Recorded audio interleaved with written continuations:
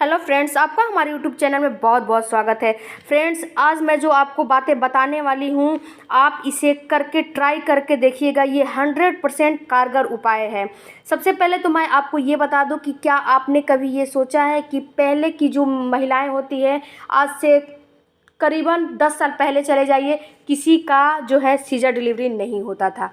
क्यों नहीं होता था? आपने कभी सोचा है?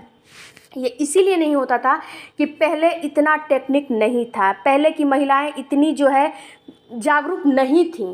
पहले की महिलाएं जो सामने आता था खा लेती थी, और जो उनको घर में बोला जाता था करती थी। खेतों में काम करने चली जाती थी, घर का सारा काम करती थी, उतरना चढ़ना, चूल्हे पे खाना बनता था तो बार बार किसी चीज़ को उठने लेने के लिए उठती थी, बैठती थी। इससे क्या होता था कि उनके पेल्विस एरिया जो है ना, उस पर बार बार दबाव पड़ता था, और जब बार बार उठना बैठना बार बार दबाव पड़ता था तो उन्हें एक्सरसाइज करने की भी कोई ज़रूरत नहीं थी, वॉक करने की भी कोई ज़रूरत नहीं थी, और जो मिलता था वो तो खा ही लेती थी वो।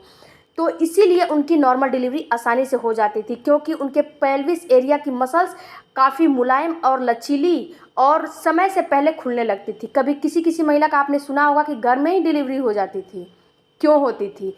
यही कारण होता था। लेकिन आजकल क्या है, आजकल बहुत ज़्यादा टेक्निक आ गया है, और आजकल की महिलाएं भी बहुत ही लापरवाह हो गई हैं। जो ही कंसीव करती हैं बस उनके नखरे शुरू हो जाते हैं, मुझे ये हुआ है, मुझे वो हुआ है, मुझे बेड रेस्ट हुआ है। देखिए, मैं सबको नहीं बोल रही हूँ, मैं केवल उन्हीं को बोल रही हूँ कि जो प्रेगनेंसी कंसीव करते। अगर आपको डॉक्टर बेड रेस्ट बोला है तब तो कोई बात नहीं है। आपके प्रेगनेंसी में कॉम्प्लिकेशन है तो कोई दिक्कत नहीं है। अगर आपकी प्रेगनेंसी में कोई कॉम्प्लिकेशन नहीं है तो आपको एक्टिव रहना चाहिए। एक्टिव रहने से क्या होता है कि आप अगर 9 मंथ एक्टिव रहेंगी तो आपका नॉर्मल डिलीवरी भी होगा, और एक्टिव रहने से आपका शिशु का वज़न भी नॉर्मली बढ़ता है और आपका वज़न भी नॉर्मली रहता है।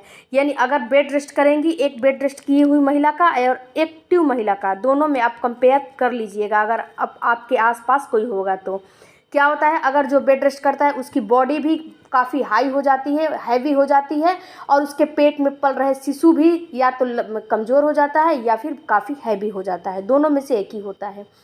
तो आपको एक्टिव रहना है। अगर आपके प्रेगनेंसी में कोई कॉम्प्लिकेशन नहीं है, भगवान की दया से आपकी प्रेगनेंसी अच्छी खासी चल रही है, तो आपको करना क्या है, आपको बहुत ज़्यादा काम नहीं करना है, आपको अपने आप को थकाना नहीं है। आपको हो सके तो आप घर के छोटे मोटे काम कर ले। जब आपका 9 मंथ लग जा रहा है तब से तो आप एक्टिव हो ही जाइए, क्योंकि इसमें आपको 9 मंथ में कभी भी डिलीवरी हो जानी चाहिए।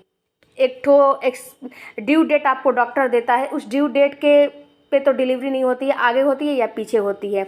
तो आपको ड्यू डेट तक डिलीवरी हो जानी चाहिए। नहीं तो अगर 10 सेंटीमीटर आपका सर्विक्स खुलेगा तो ही आपकी डिलीवरी होगी, ये भी बात आपको पता होनी चाहिए। तो आपको क्या करना है, सबसे पहले तो आपको अगर आप सीढ़ी उतर चढ़ सकती हैं तब तो कोई बात नहीं है, आप सीढ़ियों पे उतरे चढ़ें किसी का सपोर्ट लेकर, या फिर जो सीढ़ी पे रेलिंग होता है ना, उसको पकड़ पकड़ के धीरे धीरे आप उतरे चढ़ें। 9 महीने आप वॉक करती हैं लेकिन धीरे धीरे करती हैं। लेकिन जब आपका जो ही 9 मंथ लगता है, आपको तेज़ी से वॉक करना शुरू कर देना है। इससे पता है क्या होता है, इससे ये होता है कि अगर आपका शिशु हेड डाउन पोजीशन में नहीं आया है तो वो भी आ जाएगा, अगर नहीं आया है तो। और आपके जो सर्विक्स है उस पर काफ़ी प्रेशर पड़ता है, जिस वजह से कि वो खुलने के चांस काफ़ी बढ़ जाते हैं और मुलायम काफ़ी हो जाता है। इसीलिए जब मुलायम होता है तो धीरे धीरे खुलना शुरू हो जाता है। आप हो सके तो बैठ के झाड़ू पोछा भी कर सकते हैं, ये भी एक कारगर उपाय है नॉर्मल डिलीवरी के लिए। आप अगर कंफर्टेबल हैं तो, अगर कंफर्टेबल फील नहीं कर रही हैं तो आप क्या करें, थोड़ी देर के लिए एक चेयर का सहारा ले लें और उकड़ू पोजीशन में उसको उस चेयर पे आप थोड़ी देर के लिए अपने आप को होल्ड करके रखें। ये भी एक 100% कारगर जो है योगासन है, जो भी इसको एक्सरसाइज है, जो भी आप इसको बोल लीजिए, ये भी आपको नॉर्मल डिलीवरी होने में काफ़ी हेल्प करता है। इसके बाद आप क्या करें कि एक बड़ा सा बॉल ले लें और उस पर आप थोड़ी देर के लिए बैठे फिर उठे, फिर बैठे फिर उठे। ये भी एक्टिविटी आप करेंगी तो इससे भी क्या होता है कि पेल्विस एरिया की मसल जो है लचीली पड़ती है, और लचीली पड़ने की वजह से आपकी जो है सर्विक्स बच्चेदानी होता है वो खुलना शुरू हो जाता है, और समय पे खुल जाता है तो नॉर्मल डिलीवरी आपकी आसानी से हो जाती है। इसके बाद आप अपने घर का छोटा मोटा काम जरूर करें। देखिए मित्रों, आप प्रेगनेंसी कंसीव की हैं, ये खुशी की बात है, तो आप बिस्तर पकड़ के लेटे ना रहें। घर का जो भी आटा गूंथना है या फिर जो भी आपको काम करना होगा वो आप छोटे मोटे काम कर सकती हैं। मैं ये नहीं कहती कि आप बहुत ज़्यादा अपने ऊपर बर्डन ले लें, बोझ ले लें, नहीं, छोटे मोटे आप काम कर सकती हैं, आपको करना भी चाहिए। इससे क्या होता है, इससे भी आपको काफ़ी हेल्प मिलती है नॉर्मल डिलीवरी में। अगर आपको लो लाइन प्लेसेंटा या फिर प्रेगनेंसी में कोई कॉम्प्लिकेशन है, या फिर डॉक्टर ने आपको प्लेसेंटा प्रीविया बताया है, या फिर आपकी जो प्रेगनेंसी है वो काफ़ी हाई रिस्की है, तो आपको इन सारे टिप्सों को बिल्कुल भी नहीं अपनाना है।